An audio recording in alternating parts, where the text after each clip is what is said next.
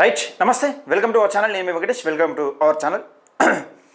తెలంగాణ రాష్ట్రంలో దాదాపుగా తెలంగాణ రాజ్యాధికార పార్టీ ఏర్పడక ముందు నుంచే తీన్మార్ మల్లన్న ఎప్పుడు కానీ సోషల్ మీడియాని ఎక్కువ వాడాలని చెప్తా ఉన్నాడు. మాకందరికి కూడా సోషల్ మీడియా ఎక్కువ వాడాలి, మనకు సోషల్ మీడియానే ఆధారం. ఈ శాటిలైట్ ఛానల్ కానీ దినపత్రికలు కానీ ఎప్పుడు కూడా మనకు సపోర్ట్ చేయి 100% మన బడుగు బలహీన వర్గాలకు దిగుతూ ఉంటే ఓర్వలేవు. ఇవి అగ్రకులాల కనసనలో పనిచేస్తూ ఉంటాయని దాదాపుగా అందరికీ చెప్పే ప్రయత్నం చేస్తాడు. తీన్మార్ మల్లన్న చెప్పింది వాస్తవం. ఇది నిన్న అంత పెద్ద ఎత్తున సభ జరిగింది. దాదాపుగా కొన్ని వేల మంది కిక్కిరిసిపోయి ఇసుక పోతే రాలనంత జనం భువనగిరిలో మొత్తం ట్రాఫిక్ జామ్ అయిపోయింది. మనం లైవ్లో చూసినాం.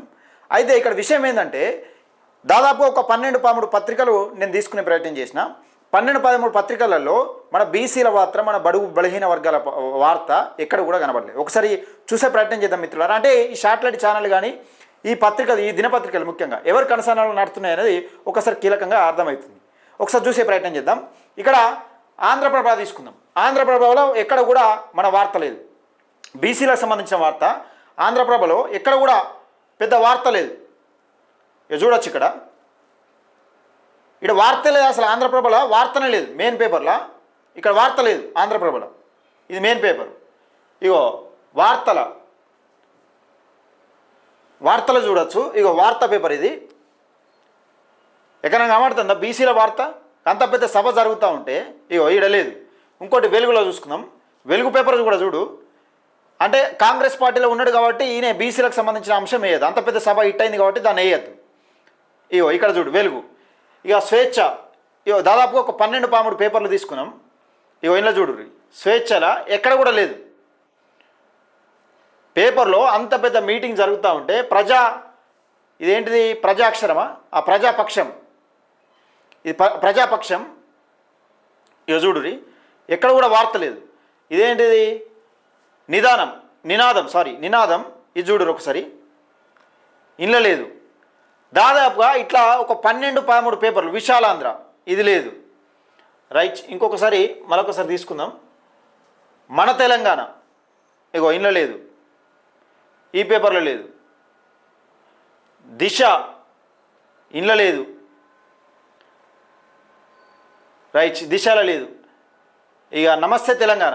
ఇక చూడురా, బీసీల గురించి ఎవరు మాట్లాడుతున్నారు, ఏం కథ, బీసీల గురించి కనీసం మన బతుకుల గురించి ఒక సభ పెట్టుకుంటే, మన బడుగు బలహీన వర్గాలు రాజకీయ పరంగా వెనుకబడుతున్నారని ఒక సభ పెట్టుకుంటే కనీసం వీళ్ళను చూపించడానికి కూడా ఇష్టం లేదు. ఇగో వీళ్ళు చూడు, వీళ్ళు జెండాలు మోసేది ఎవరి కోసం మోస్తున్నాం, మన జిందాబాద్లు ఎవరి కోసం కొడుతున్నాం అనేది క్లియర్గా అర్థం చేసుకోవచ్చు. ఆంధ్రజ్యోతి పేపర్, ఇగో ఆంధ్రజ్యోతిలో చూడురి. ఇగో ఎక్కడ కూడా వార్త లేదు మనది, ఏడ కూడా.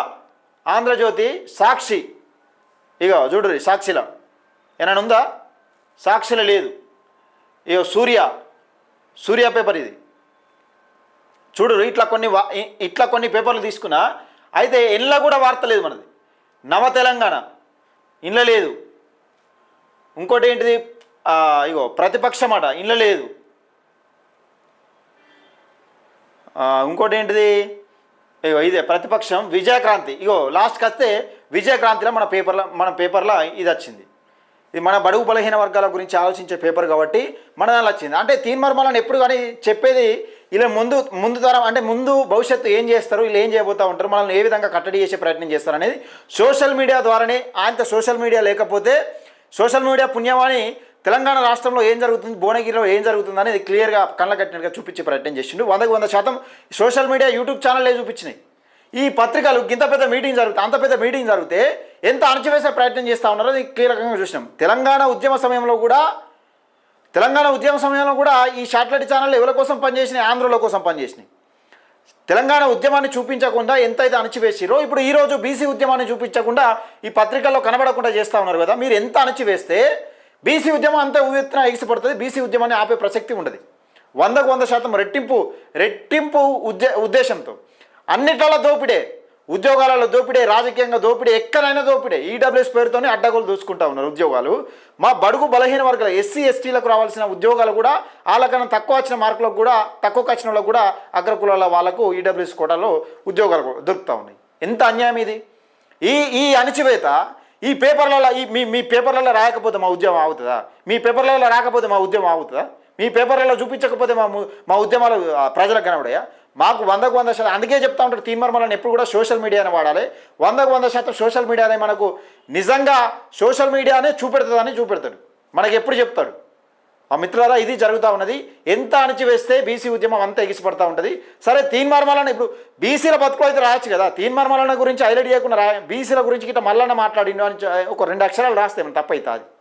అంత పెద్ద సభ జరుగుతూ ఉంటే రాష్ట్రం మొత్తం బూడగిరి వైపు చూసింది నేను, కానీ ఈ పేపర్లో కంటికి మాత్రం కనబడలే.